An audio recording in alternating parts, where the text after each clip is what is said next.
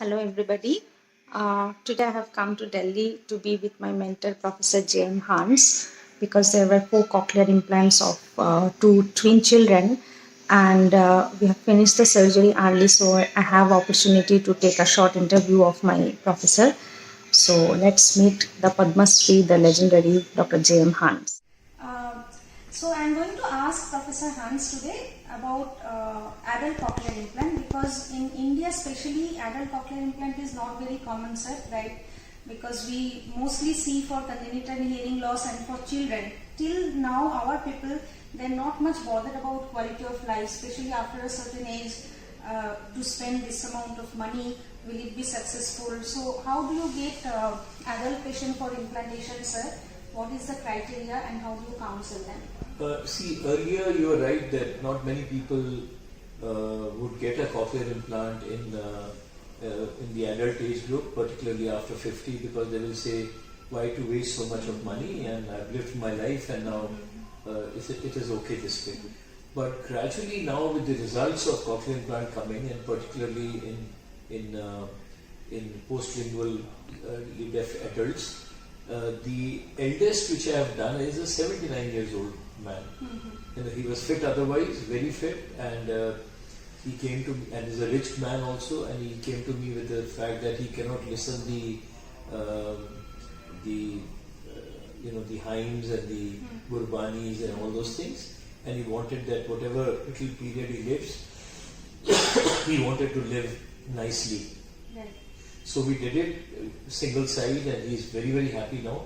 I mean, his life has changed. He feels so confident. He feels very positive. he feels very positive, and now people are getting. So, sir, what is the guideline, the criteria for adult CI now? See, there is no need if the speech discrimination score in an adult is less than 40%, a cochlear implant can be recommended. When I say 40% means, there is another patient of mine who was a lawyer in the Supreme Court, and he was not listening everything which was being conversed in the court. And he said, will I get that kind of clarity in speech discrimination? And very frankly, we did both the sides, and he is now doing pretty well.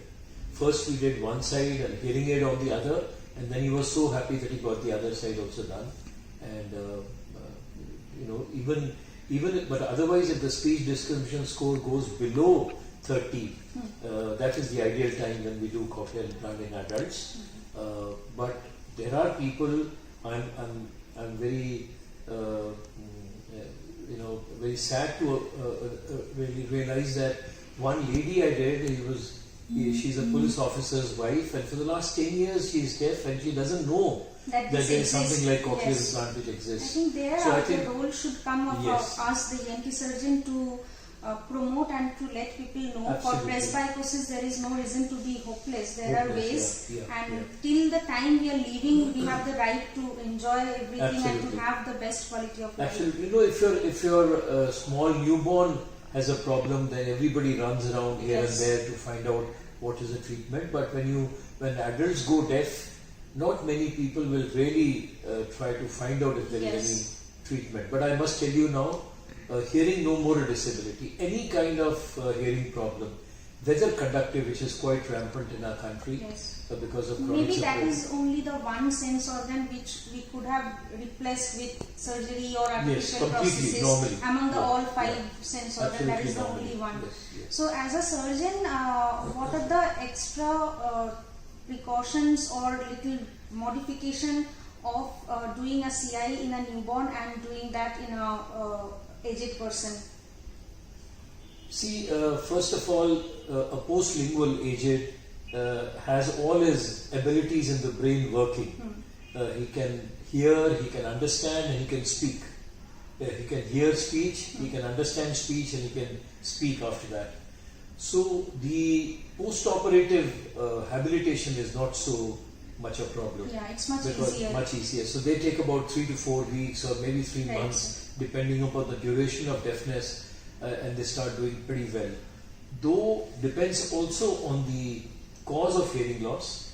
if the person is a case of autosclerosis, gone profoundly deaf, otodystrophies, gone profoundly deaf, they will do extremely well. Ototoxicity, gone profoundly deaf, they will do extremely well. Whereas people who have had meningitis leading to profound deafness, whether the ossification of the cochlea has occurred or not, whether auditory dysynchrony has auditory neuropathy has occurred or not, these people will not do as good as the ones I have told you. So if you have a gamut of people with hearing loss, those with otosclerosis and otodystrophies, ototoxicities, etc. will do much better than the ones who have had meningitis or labyrinthitis or post-traumatic leading to inflammation in the cochlea and profound deafness. So they will do not so good. They might need more of speech therapy, habilitation afterwards, but the ones with this hardly need, and they become normal very quickly. And the last question, sir, about the auditory neuropathy disorder. So there is a lot of apprehension about how the CI will be, how much it will give benefit, what percentage it will be successful. So how do you answer that? Auditory dysynchrony in children, particularly, where we know that there is an inner hair cell problem, has to be treated in a little different way. There are two conditions which we come across when we come across children who are prelingually deaf. One is auditory dysynchrony, and other is a delayed myelination of the auditory nerve. So if you have a child who is who was premature at birth, or who had fever, etc., things of that sort, viral, post-viral, sometimes will have delayed myelination of the nerve. If they had it in the first 1 to 2 months of after birth, they will have these kind of problems. But the treatment remains the same. You first give them hearing aids so that the auditory stimulus which comes leads to myelination of the nerve. It is like giving photosynthesis in patients who have had liver prematurity. And so you give hearing aids, and if they don't become better in 3 months or 6 months of time, then you go for cochlear implant.